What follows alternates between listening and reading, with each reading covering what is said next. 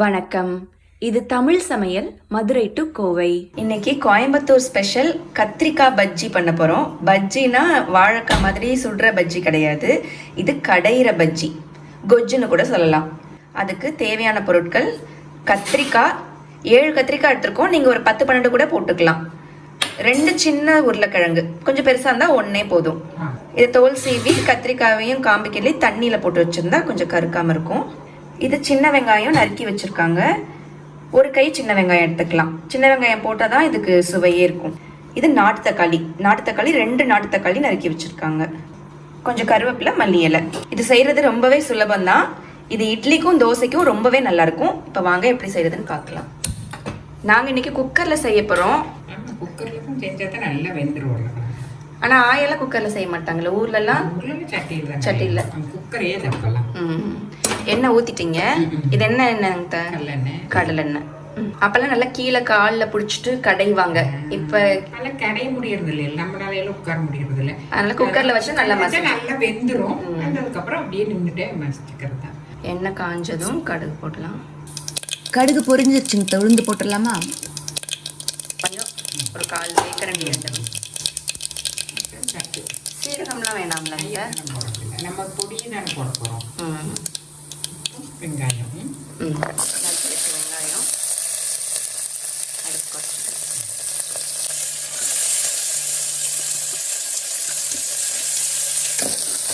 நீங்கள் வெங்காயத்தோடய கருவேப்பிலை போடுறது இல்லைங்களா? கொஞ்சம் ஒரு வதக்கிட்டு கருவேப்பிலை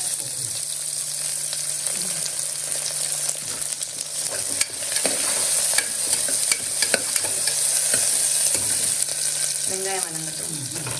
வெங்காயம் நல்லா வணங்கிருச்சு. இப்போ தக்காளி போட்டுடலாம்.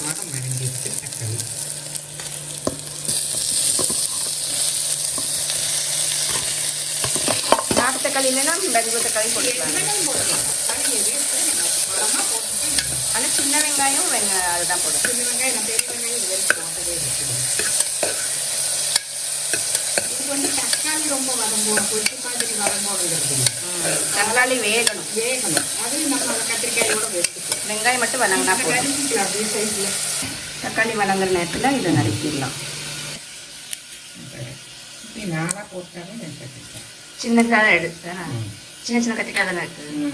ரொம்ப பெருசும் போட்டால் நல்லா இருக்காது, விதையா முடிச்சுட்டு இருக்கும். ஆமாம், சின்ன கத்திரிக்காய் போட்டால் நல்லா இருக்கும்.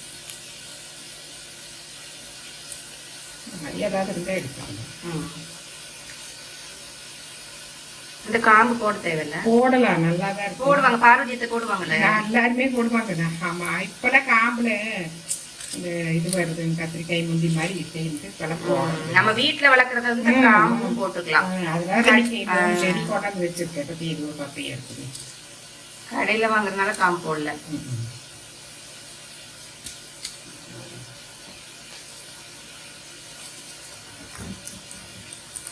இப்படி தண்ணிக்குள்ளேயே போட்டுடணும், இல்லைன்னா கருத்து போயிடும்.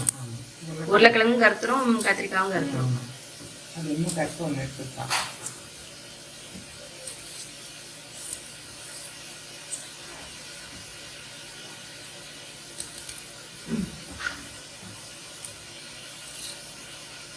கையிலேயே நினைக்கிறீங்க. இதுதான் நான் தண்ணிக்குள்ளேயே போட்டுருவேன். அப்படி அவ்வளோதான். இப்போ எடுத்து போட்டுடலாம்.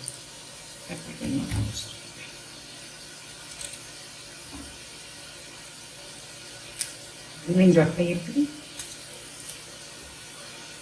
இங்க சந்தையில வாங்க மாட்டாங்க. ஆனா சொத்த இருந்தா நல்ல காய் தான், மருந்து அடிச்சிருக்க மாட்டாங்க. போட்டுடலாமா? வெங்காயம் ரொம்ப மையெல்லாம் வணங்கல. தக்காளி வணங்க தேவையில்லை. தக்காளி வந்து மையா வணங்கல. தண்ணி வடிச்சு நிறைய பேர் அப்படியே போட்டு கடைவாங்க. எல்லாம் போட்டு வச்சு ஒன்னா கடைஞ்சிடும்.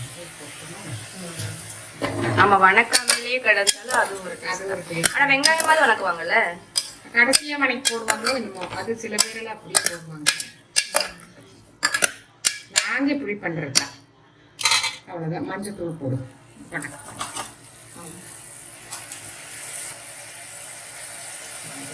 மிளகாத்தூள், நம்ம குழம்பு மிளகாத்தூள் தான்.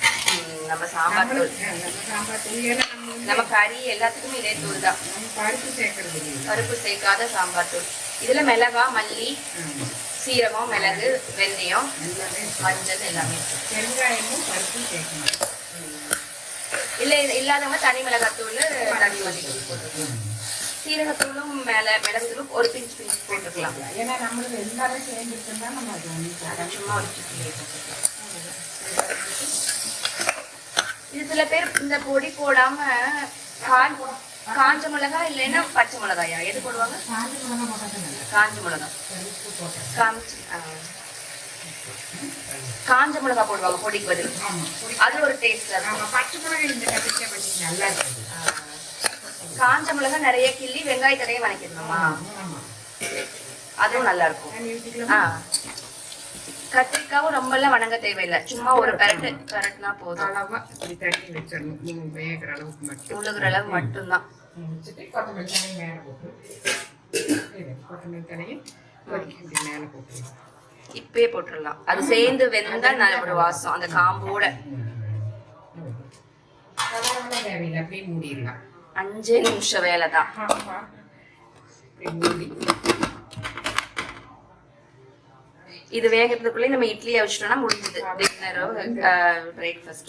இது வந்து வேகிறது கொஞ்சம் நிதானமான தீயில தான் வேகணும். ரொம்ப தீ வச்சோம்னா சீக்கிரம் விசில் வந்துடும். விசில் வரட்டும், ஒரு 4-5 விசில் வரட்டும். 4-5 விசில் கொஞ்சம் மிதமான தீயில, ரொம்ப சிம்மும் இல்லாம ரொம்ப ஹையும் இல்லாம மிதமான தீயில. உருளைக்கிழங்கு வேகணும் இல்ல, 5 விசில் வரட்டும். 5 விசில் வந்துருச்சு. அடுப்பு அமர்த்திடலாம். விசில் தானா அடங்கட்டும். கொட்டைமுத்து போட்டு ஆட்டின மாவுல துணி இட்லி ஊத்துனா இட்லி பஞ்சு போல வரும். இந்த தட்டு எதுக்கு போடுறீங்க? அது கீழ் இட்லி என்னென்ன மேல இருந்து தண்ணி வடிஞ்சிடும். இது வச்சா அந்த கீழ் இட்லி கொஞ்சம் நொதம் இருக்கிற மாதிரி இருக்கும். இது வச்சா கீழ் இட்லியும் மேல் இட்லி மாதிரியே தண்ணி வடியாம நல்லா இருக்கும். நம்ம வீட்டுல முந்தியெல்லாம் மாமா அதை பிச்சு பிச்சு வைப்பாரு. அதனால நான் அதை தட்டு கரெக்டா ஒண்ணு பார்த்து கண்டுபிடிச்சிட்டேன். அவ்வளவுதான். நீ வச்சு மூடி. லேசா தண்ணி தெளிச்சு எடுக்கணும், அவ்வளவுதான், வேற ஒண்ணும் இல்லை. லேசா தண்ணி தெளிச்சுக்கணும், அப்பதானே துணி இதாகாது. அங்க நம்ம தட்டு வச்சிருக்கனால இந்த தண்ணி கீழே போகாது. தண்ணி போகாது. தட்டிலே வடிஞ்சுக்குது. இப்ப இந்த தட்டுக்காக அந்த கொஞ்சம் துணி விட்டுருக்கோம் நான். அது ஒரு டெக்னிக். ஆமா, அவ்வளவுதான். அப்படியே துணியோட தூக்கி போட்டுக்கலாம், ஒட்டாது.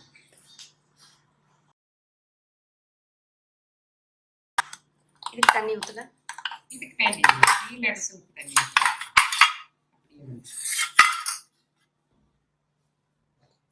இது கீழே தண்ணி ஊற்றுவாங்க. விசில் அடங்கிருச்சு, எடுத்துடலாம்.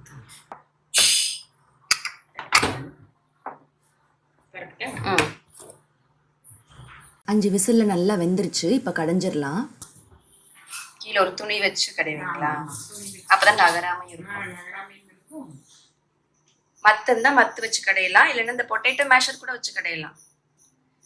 இந்த உருளைக்கிழங்கு மசிக்கிறதுக்குன்னு ஒண்ணு விக்குது அங்க அமெரிக்காலாம், அது வச்சு கூட கடைஞ்சிக்கலாம். தண்ணி வடிச்சுட்டு கூட கடையலாம். அது வெந்து கொஞ்சம் வடிச்சு வச்சுட்டு கடைஞ்சிட்டு அப்புறம் திருப்பி அந்த தண்ணியை ஊத்தி கடைவாங்க. நல்ல கடையும்.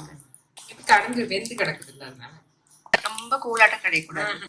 அவ்வளோதான், கொங்கு நாட்டு கத்திரிக்காய் பஜ்ஜி தயார். சுட சுட பஞ்சு போல இட்லிக்கு இந்த கத்திரிக்காய் பஜ்ஜியை தொட்டு சாப்பிட்டா சில பல இட்லிகள் உள்ள போகும். இது இட்லிக்கு மட்டும் இல்ல, தோசைக்கும் ரொம்ப நல்லா இருக்கும். இந்த கத்திரிக்காய்க்கு பதில் பீர்க்கங்காயும் உருளைக்கிழங்கும் சேர்த்து போட்டு செஞ்சா பீர்க்கங்காய் பஜ்ஜி. எந்த காயும் போடாம வெறும் உருளைக்கிழங்க வச்சு செஞ்சா கூட அருமையா இருக்கும். செஞ்சு சாப்பிட்டு பார்த்துட்டு எப்படி இருந்ததுன்னு கமெண்ட்ல சொல்லுங்க.